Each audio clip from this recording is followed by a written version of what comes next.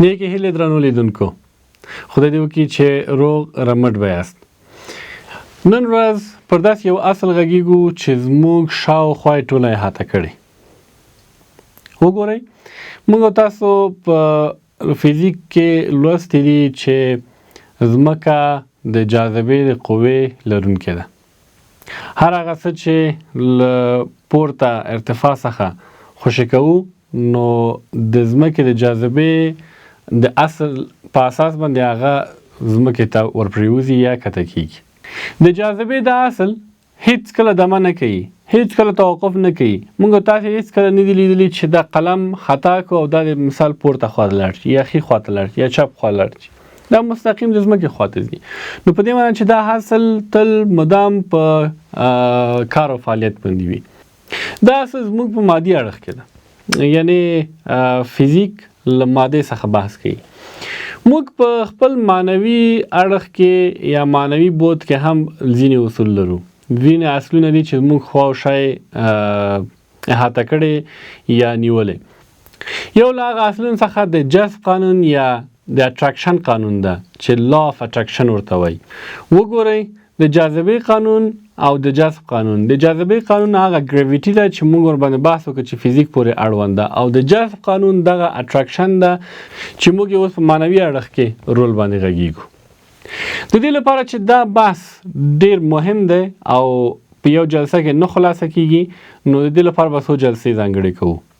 په دې جلسه کې به زه تاسو ته له ځینې مراجعو نه استناد وکم، بیا به ستاسو ذهن کې یو غټ کوېسچن مارک یا سوالیه کېږدم او تر بل جلسې به تاسو په هغه باندې فکر کوئ. کیدای شي ډېر ښه ځوابونه د هغه لپاره تاسو پیدا کړئ. وګورئ، زه په دوو عادي مثالونو پیلوم.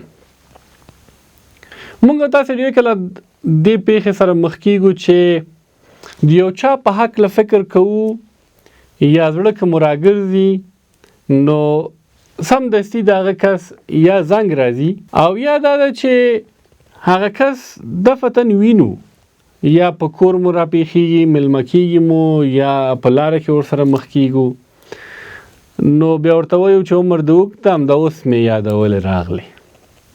نو خبره دا ده چې آیا دا تصادف ده او که نه د کوم اصل له مخې دا هر څه پېښېږي. بل مثال دا چې موږ او تاسو چون الحمدلله مسلمانان یو او خیرات، زکات، صدقې دا کوو، نو تاسو پام وکئ چې ډېر کله موږ چې خیرات یا صدقه یا زکات ورکوو نو خو هغه زموږ له شتمنۍ نه خو ظاهرا کمیږي. سمه ده؟ که 100 افغانۍ ولرو او 10 صدقه ورکو یا خیرات ورکو نو ظاهرا خو 90 افغانۍ پاتې کیږي.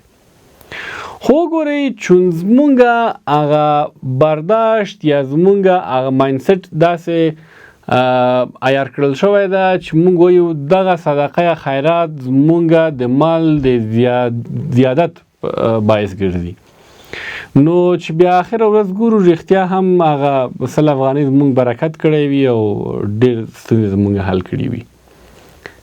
نو دا هم آیا یو تصادف له مخې کیږي که نه د کوم اصل له مخې دا هر څه تنظیمیږي او پېښېږي.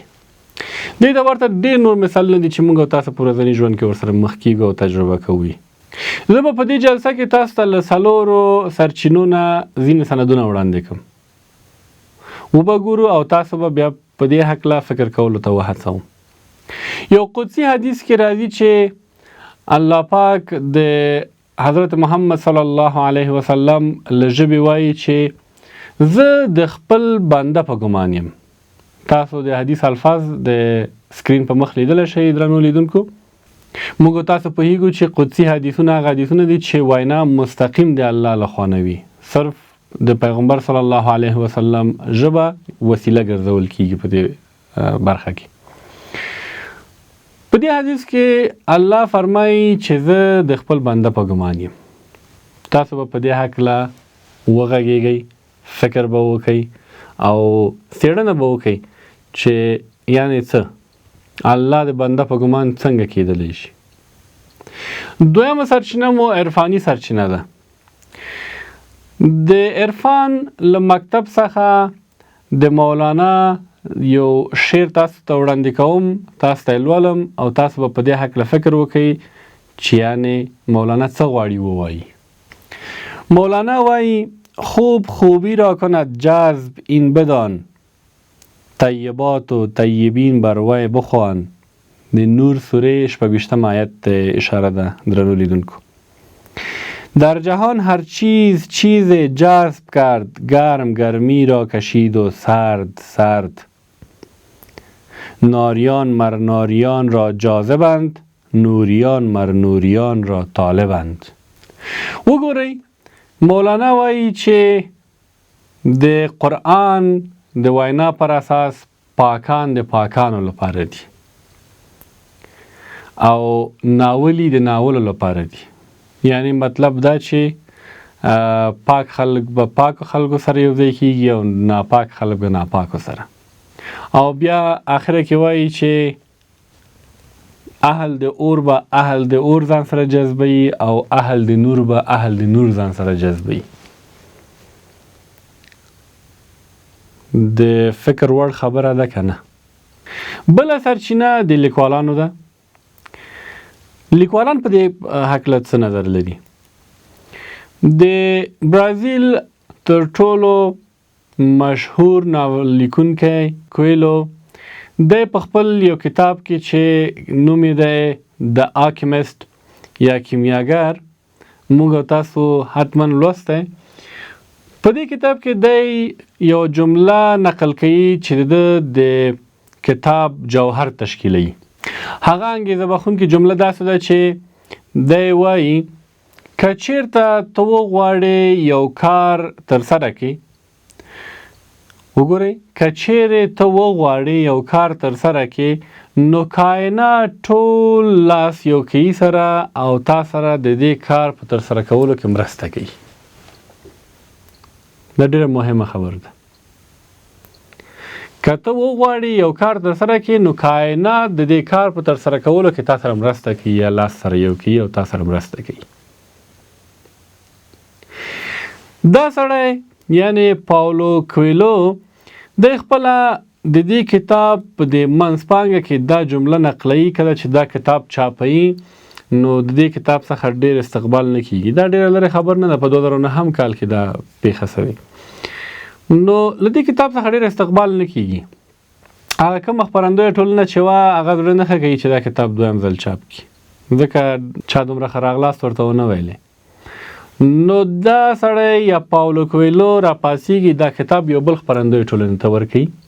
هغه خپرندویه ټولنه چې کله کتاب چاپوي نو نن ورځ ګورو چې په څومره ژبو ژباړل کېږي او دی پرې باندې څومره نازول کېږي او څومره جایزې ترلاسه کوي. نو خبره دا ده چې پاولو کویلو غوښتل چې دا کتاب ټوله نړۍ ته ورسوي. دا یې هوډ و، دا یې غوښتنه وه، دا یې اراده وه. دا یې تسلیم نه شو. هماغه و چې کائناتو د دې کار په ترسره کولو کې لاس یو کړ او د سره یې مرسته وکړه او دا یې بریالی کړ. نو دلته اصل پر چش ولاړ ده. نو تاسو ته یو نقل در کوم. ده وغوښتل. بله سرچینه فولکلور ده. عام خلک په دې باره کې څه نظر لري؟ عام وګړي په دې هکله څه وایي؟ موږ تاسو یو ډېر خورا مشهوره متل لرو، خواستن توانستن هست. Where there is a will, there is a way. چېرته چې غوښتنه وي هلته یو حل لاره حتما شته. خواستن توانستن هست. راځئ په دې ټولو یو فکر وکړو. د ټولو سندونو کې څه شی چې مشترک ده هغه د انسان اراده، باطن، فکر، ګمان ده. لکه مولانا چې فرمایي هم دعا از تو اجابت هم ز تو، ایمنی از تو محابت هم ز تو. نو زمونږ ګمان، زمونږ فکر، زمونږ اراده او زمونږ باطنی نړۍ د خپل شاوخوا او بیرونی نړۍ په بدلون کې څومره اغیزه لري؟ د دې په ارزښت به راتلونکو مجلسونو کې د لا اف اټراکشن د اصل تر عنوان لاندې خبرې وکړو.